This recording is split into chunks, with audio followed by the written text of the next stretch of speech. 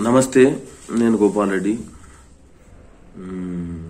ఇప్పుడు అందరిలో ఒక హాట్ టాపిక్ ఏంటంటే ఒక దాడి జరుగుతుంది. ఎవరి మీద అంటే రెడ్డిల మీద దాడి జరుగుతుంది. అది ఎంతటి దాడి అనంటే ఇప్పుడు నేను చూస్తున్నా, గమనిస్తున్నా, దీనిపై ఒక్క రెడ్డి కూడా స్పందించట్లేదు.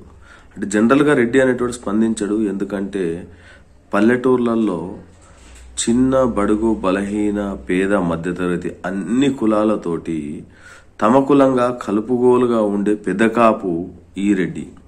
అందుకోసమే రెడ్డికి ఏం న్యూస్ వచ్చింది, ఏం చేద్దాము అనేది కాకుండా తన అస్తిత్వంలోనే అందరినీ కలుపుగోలు తలం అనేది తన హృదయంలో ఉంది. అలాంటి రెడ్డిల మీద ఈరోజు దాడి జరుగుతుంది. మీరు చూడండి, ఈరోజు రెడ్డిలు ఓసీల మీద దాడి కాదు, ఇది ఓన్లీ రెడ్డిల మీద దాడి. మరి ఓసీలలో ఎన్నో రకాల కులాలు ఉన్నా కానీ రెడ్డినే ఎందుకు టార్గెట్ చేస్తున్నారు? ఒకటి. రెండోది, బీసీలలో చాలా మంది ఈరోజు మున్నూరు కాపు కులానికి సంబంధించినటువంటి ఎంతో మంది ఆల్రెడీ వియ్యం అందుకున్నారు, పెళ్లిళ్ళు చేసుకున్నారు. చాలా మంది రెడ్డి అని ట్యాగ్ పెట్టుకున్నారు. మరి వాళ్ళు ఇప్పుడు చిన్నప్పుడు ఎన్నో కులాలు ఉన్నాయి. అందులో బీసీలలో బలహీన బడుగు వర్గాలకు సంబంధించినటువంటి బీసీలు, పద్మశాలీలు ఉన్నారు, వీళ్ళున్నారు. చాలా కులాలు ఉన్నాయి, ఒకటి కాదు. బీసీలలో చాలా కులాలు ఉన్నాయి. కమ్మర, వడ్రంగి, ఇట్లా విశ్వబ్రాహ్మణ కులాలు, పద్మశాలి కులాలు, ఎన్నో కులాలు ఉన్నాయి. వాళ్ళందరూ ఈరోజు బీసీ రాజ్యాధికారం కావాలి, లేకపోతే బీసీలము మేము అని వాళ్ళు ఏ రోజు గట్టిగా పోరాటాలు చేసింది లేదు.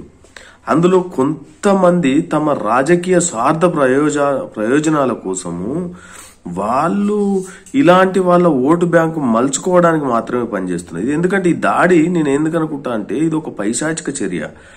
ఈరోజు సమాజం అంతా కలుపుగోలుగా ఉంది. తెలంగాణలో కాపు కులాలు, రెడ్డి పెద్ద కాపు అవుతాడు, ఎంతో మంది అన్ని రకాల కాపులు ఉన్నాయి. అందులో మున్నూరు కాపు కూడా ఒక పెద్ద కులంగానే ఉన్నది. కానీ వాళ్ళు ఒక బీసీ కులంగా మార్చుకొని, లేకపోతే బీసీలలో మేమే ఉన్నాం అని చెప్పేసి చిన్న బడుగు బలహీన వర్గాలను ఒకవైపు వాళ్ళు ఓటు బ్యాంకు మార్చుకునే ప్రయత్నం చేస్తున్నారు తప్ప దీనివల్ల పెద్దగా ఉపయోగపడ్డది ఏమి లేదని నా యొక్క భావన. ఎందుకంటే ఇప్పుడైనా మేల్కొండి రెడ్డిలారా. ఎందుకంటే మీరు మీ గ్రామాలలో అందరినీ హక్కున చేర్చుకోవడం ఒక్కటే కాదు, వాళ్ళతోటి మీ ఊర్లలో ఉన్నటువంటి వివిధ కులాల సంబంధించినటువంటి వ్యక్తులతోటి, బడుగు బలహీనులతోటి మీరు ప్రదర్శించాల్సిన అవసరం ఉన్నది. ఎందుకంటే వాళ్ళ నోటి నుంచి వినాలి. ఎందుకంటే ఏ రెడ్డి ఏ ఊర్లో ఉన్నా ఎంతమందిని కాపు కాసిండు, ఎంతమందికి పెద్ద కాపుగా ఉన్నాడు, ఎంతమంది పేద కాపులు ఉన్నారు, పేద రెడ్డిలు ఉన్నారు. వాళ్ళు ఏ రోజు కూడా పేదరెడ్డిలు చాలా మంది అసలు రాజకీయం అంటే తెలియదు, వాళ్ళకు బతుకు తెరువు అంటే తెలియదు. వాళ్ళు పొద్దున్న లేచిర్రా, వ్యవసాయం చేసుకున్నారా, ఇంటికి వచ్చిరా, ఇంతే తప్ప ఏదో అలాంటి 80 కాదు 90% ఉన్నారు పేదరెడ్డిలు. అలాంటి వాళ్ళందరికీ ఇలా ఒక ఇది ఏంటంటే ఆ ఊర్లో ఆ సమాజంలో ఎంతవరకు పనిచేసుకోవాలో అంతవరకు పనిచేసుకునే వాళ్ళు తప్ప వాళ్ళకు రాజకీయ ప్రయోజనాలతో వాళ్ళకి సంబంధం లేదు. ఎప్పుడైనా ఒక నాయకుడిని ఎన్నుకోవాలంటే ఒక మంచి నాయకుడా, ఒక గొప్ప నాయకుడా, ఆ రాజకీయ పరిణతి ఎంత ఉంది, రాజకీయంగా అతని వల్ల ఈ సమాజానికి ఎంత మేలవుతుంది అని చూసుకోవాలి తప్ప ఇది రెడ్డి, ఇది కమ్మ, ఇది వేలుమ, ఇది ఈ కులం, ఆ కులం అని చెప్పేసి కులాల కుంపటి. ఇప్పటి వరకు కులాల కుంపటి మన తెలంగాణలో లేదు. ఎందుకంటే తెలంగాణ ప్యూర్, ఎందుకంటే మన పురిటిగడ్డ చాలా స్వచ్ఛమైనటువంటి గాలితోటి ఉన్నటువంటి వాతావరణం మన తెలంగాణ వాతావరణం. మనకు ఈ కులాల కుంపటి ఇంకా అంటలేదు. మనకేమున్నా పని చేసినాం, పని కోసం పోరాడినాం, ఒక ఉద్యమాలు చేసినాం. తెలంగాణ ఉద్యమాన్ని ఒకే తాటి మీదకి వచ్చి అందరూ ఒకే గూటికి వచ్చేసి మాకు తెలంగాణ కావాలి అన్నటువంటి పోరాటం చేసినటువంటి పురిటిగడ్డ ఇది. ఎన్నో రకాల పోరాటాలు ఇక్కడి నుంచి మొదలైనవి.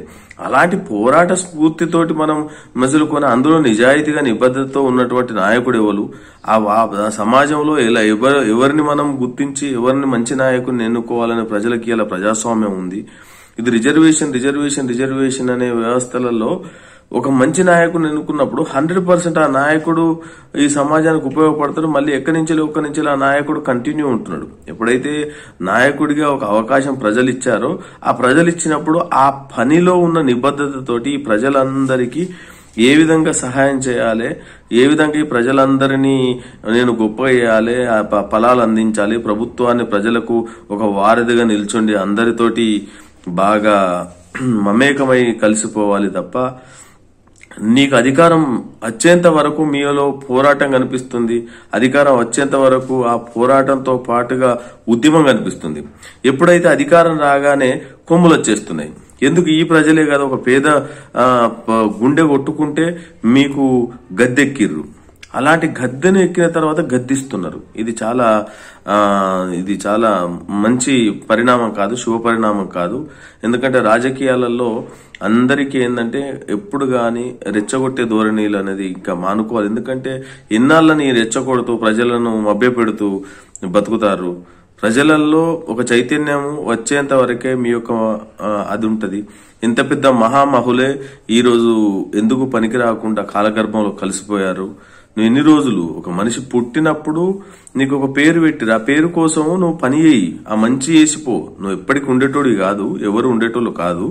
కానీ ఉన్నంతసేపు ఈ సమాజం కోసం ఎందుకు ఒక రెడ్డిలే దొరికిరా? మరి రెడ్లు ఎవరి ఇందులో పేద రెడ్డి లేరా? మరి రెడ్ల కోసం పేరుడు. ఒక రెడ్డి అధికారంలో వచ్చిన తర్వాత మళ్ళా వివిధ కులాలను కలుపుకోవడానికి ప్రయత్నం చేస్తారు. కానీ ఏ రెడ్డి కోసం పోరాటం చేసినటువంటి వ్యవస్థలు ఉంది? ఏ రెడ్డి కోసం పెద్ద పెద్ద భూములు జాగాలు అది ఇదంతా ఇచ్చిన పల్లెటూళ్ళలో కలిసి చూస్తే ఒక 30 నుంచి 40% రెడ్డి కుటుంబాలే ఉంటాయి. అందులో 90% పేద కుటుంబాలే.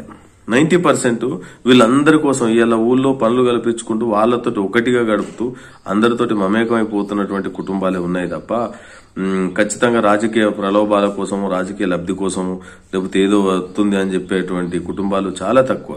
కాబట్టి ఇకనైనా ఈ యొక్క కుల రాజకీయాలు, ఇలాంటి వర్గ రాజకీయాలు ఇలాంటి మానుకొని సమాజ హితము, సమాజం మేలు కోరే ఒక మంచి పాలన అందించడానికి అధికారులుగా ప్రజలను ఏ విధంగా